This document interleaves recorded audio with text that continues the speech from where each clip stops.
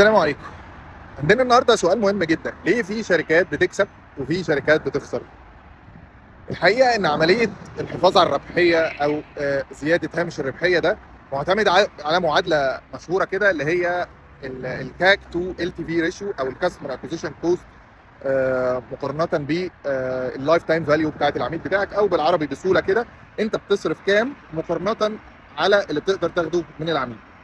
المشكله ان اغلب البيزنسز بتركز جدا في ازاي تقلل تكلفه الاستحواذ على العميل، من حيث ان هي تجرب ماركتنج ايجنسيز مختلفه، تعين كواليفايد ماركتنج مانجرز. او في الحقيقه كل المحاولات دي في الاتجاه الصح، بس للاسف المنافسه مزدحمه وصعبه، وكل يوم تكلفه الاعلانات بتزيد، وده بينتج عنه ان تكلفه الاستحواذ على العميل عماله تزيد. فما بقاش الحل المثالي هو بس التركيز على ده، ولكن الحل انك تبص لها من الناحيه الثانيه، ازاي تزود اللايف تايم فاليو بتاعتك او قيمه الفلوس اللي بتاخدها من العميل. الحل المشهور طبعا هو انك تقدر تحافظ على العميل بتاعك ويطلب منك مره واثنين وثلاثه، وفي كل مره بعد كده انت مش بتضطر تصرف عليه اعلانات عشان يجي يطلب منك. ولكن في حل ذكي ابتديت اشوف بعض الشركات بتعمله، اب سيلينج، او انك تعلي البيعه بتاعه العميل ليك. كنت قريت في كتاب كده، كان فيه مثال الكاتب بيشرحه. هو الكاتب ده ضخم شويه كده، فكان بيقول انا كنت باجر عربيه من مكان، ايجار العربيه ده تقريبا ب $100 في اليوم. بيقول لك الموظفه اللي بتسلمه العربيه جت قالت له بس انا شايفه العربيه اللي انت اخترتها مش كبيره بالحجم الكافي اللي تخليك قاعد مرتاح، ايه رايك لو عملت لك ابجريد لعربيه اعلى حجمها اوسع ب $20 زياده بس في اليوم؟ اتس اوكي.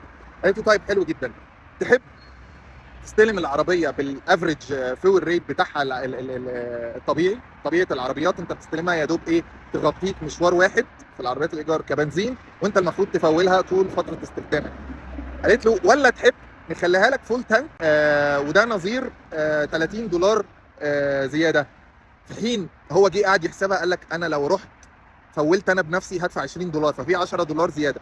قال بس هي قالت ان ده هيوفر لي وقتي، وبما ان انا بزنس تريب هضيع وقت كبير ان انا اقف في محطه بنزين. قالت له طيب كمان انت عارف ان العربيه في حاله الايجار مش متامن عليها، والطرق هنا في المدينه مش لذيذه، وممكن ده يحصل لك مشكله ودي تعطلك او تخليك تدفع تكاليف كبيره جدا. ايه رايك لو وفرنا لك تامين يومي على العربيه اضافي يخليك تتحرك براحتك من غير ما تشيل هم؟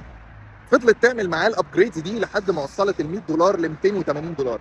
فدي الطريقه المثاليه اللي انت محتاج تبني على اساسها البيزنس بتاعك، تشوف ازاي تبني اب سيل في كل تاتش بوينت مع العميل عشان تزود ال تي في بتاعك وتخلي ارباحك اكتر بكتير.